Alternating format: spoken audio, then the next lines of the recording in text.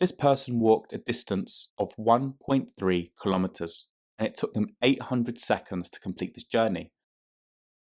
We're now going to learn how to rearrange the equation for v, the speed, in meters per second.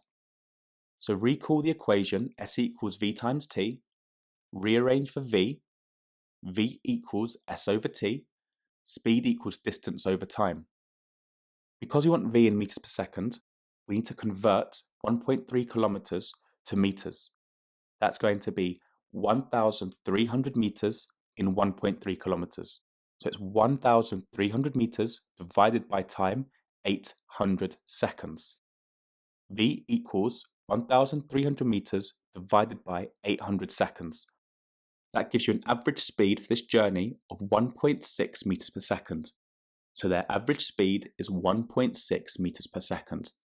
He's going to walk with an average speed of 1.5 meters per second. And he's going to do this for 100 seconds. So we can use this information, the person's speed and the time they are traveling for, to calculate the distance they have traveled. Because remember, s equals v times t, distance traveled equals speed times time. The speed is 1.5 meters per second. The speed is 1.5 meters per second times the time, 100 seconds. 100 seconds. So if they walk for 100 seconds with an average speed of 1.5 meters per second, they're going to cover a distance of 150 meters. So the person will have traveled 150 meters in these 100 seconds.